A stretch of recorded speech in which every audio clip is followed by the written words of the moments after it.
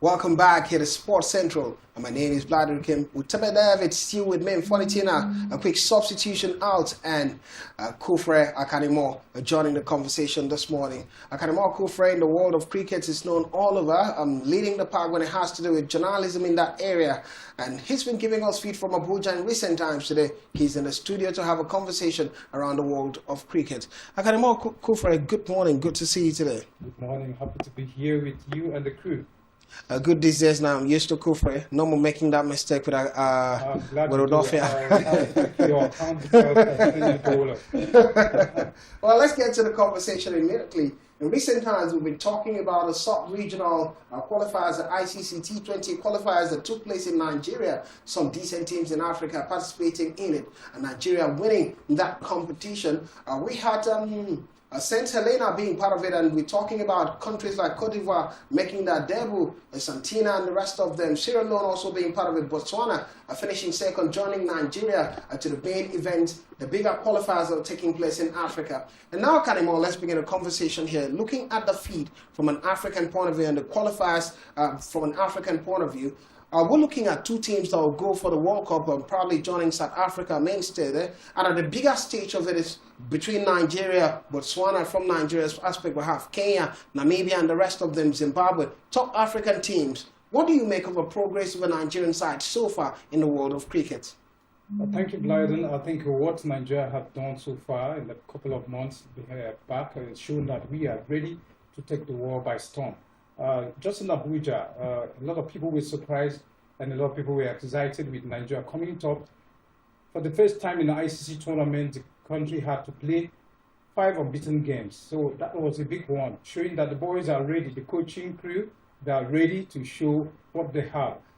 They did take the trophy at the sub-regional qualifiers held in Abuja after beating Botswana in the last game. So we are looking at the team succeeding when they get over to Zimbabwe next year. Well, looking at the team succeeding when they get to Zimbabwe next year, it's that conversation. Well, to whatever I know, wouldn't trust them succeeding in this one, this particular qualifier. It's such a difficult work to go through. But let's talk about one angle of all of this now. The Uya Bata-led board and what he's been able to achieve for the Nigerian side, from the Yellow Greens to the female Yellow Greens now. I want to look at a trajectory where we're going to now in the world of cricket. What's the perspective? We're moving from 2024 to 2025. You look at a cricket board, where's the direction they're going? Like he rightly said after the AGM last Saturday in Abuja, Mr. Yapata is somebody that came from the corporate sector, a very big brand in auditing and finance that he came from there to handle the cricket board. So he brought the same experience back to fore. So the focus for him is playing in the world stage, that is playing cricket in the World Cup. And that has also been one of the things that he has admired, and he wants his team to help him make it successful. So hosting, it was a big one for Nigeria, hosting the ICC Cricket World Cup, and other teams had to be here in Nigeria and saw the quality and class that we had to perfect this hosting. Now the task of playing in the World Cup, the girls are there already, the 19 team, and then this is the male team crossing the first part of the challenge, the regional qualifiers. So now they will be in Zimbabwe next year, which they have already started. As we are talking, the team is in Rwanda for a tournament that involves a 4-nation series that is going on in Rwanda now. So the boys are being groomed to make sure that they can deliver. Yes, there will be big names that will be playing in the final series that is made up of 8 countries. So we are going to see quality from Nigerian team as far as we Pata is leading them. Congratulations once again. The boys were able to get over this at the zonal level, and then we're looking forward to the final phase of the qualifiers. So we'll have teams from different zone to come and play together. Now I'm looking at the level of preparations now before the very final phase, because I also know there is some level of optimism among the boys camp that they can actually make their way through to the World Cup. But can we actually say at the moment that the boys are ready for the final qualifiers? And if that should be the case, do we have some level of a pre-games to play before the final phase of the qualifiers, or the boys will just be resting and ready and getting ready for the final qualification phase? Talking about resting, I think that is a no-no situation, because barely 4 days after finishing this series in in Abuja. They are right now, as I told you again, in Hangar Stadium pitch, playing out. Yesterday they played with the host Rwanda and they won that game. So today they have another match. So the boys are going to be engaged fully, like in the dinner where they had the awards right after the trophy. The coach, Steve Tikolo, a gentleman from Kenya, said that the boys are going to improve their batting more than what we have seen in Abuja. So right now, thank God we have boys who have woken up with confidence, the likes of Isaac Danladi, Salim Salo, and a whole lot of them that are coming in. The captain, Sylvester Okwe, I can't fail to mention that gentleman, who is playing with his senior brother in the team, Isaac.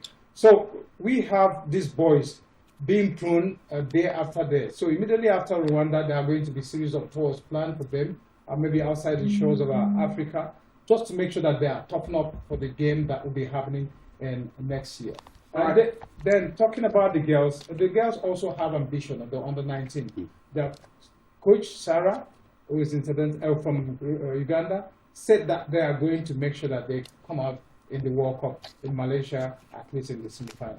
Well, it sounds so easy talking about it. Next thing would be to perform at the pitch and the oval. Well, we'll see how it pans out. Before we let Kanema Kufre go, let's see if we can hear from the likes of Uya Pata, the president of the Cricket Federation of Nigeria, and the rest of them, and see what the perspective would be moving forward. Well, Akanemo Kufre, let's look at the perspective. I will try to get to hear from Uya Pata. And now, the perspective from my end would be now, looking at African countries side by side now, and what Nigeria has been able to achieve recently, is it possible for us to really qualify for ICC T20 World Cup? Is it possible? But before you give an answer to that, let's hear from the man.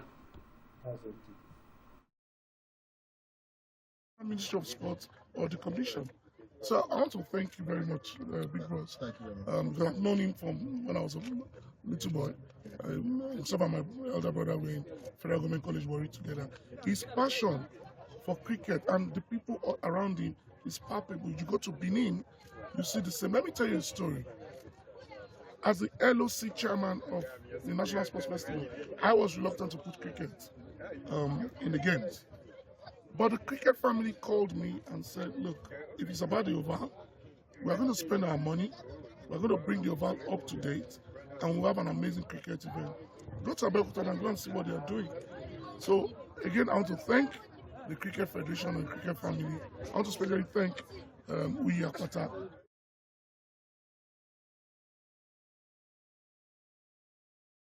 Well, it gets even exciting. You have the DJ there speaking now and talking about many thanks to Uya Pata and the rest of them and what is happening in the sports in Nigeria. And put that side by side to the question I asked earlier. We're looking forward to this particular momentum from them. T20 World Cup are getting so close, but so difficult to get that close, especially when you're competing with the likes of Zimbabwe, Namibia, and the rest of them.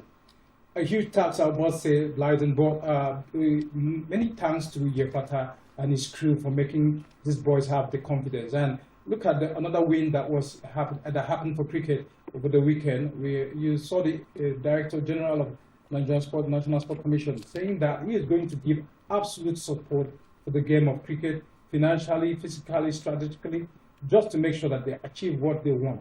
He also promised that he will be there in the finals of Malaysia to watch the girls to play cricket. That henceforth, we should de-emphasize the other sport being bigger. So we have this support. We have Uyi and the team, a lot of experts. They are sure that they are going to take the boys through what is necessary to do so that they can win the sword for Africa. All right, Akanema Kufre, thank you for joining the conversation. Good perspective. Next, we want to hear from the man, not you. We're talking about the man and all of that now. Let me get to asking the real question, how he's going to take cricket even further. But it's been a conversation in the world of cricket, and up next, we'll do a quick one in the world of football.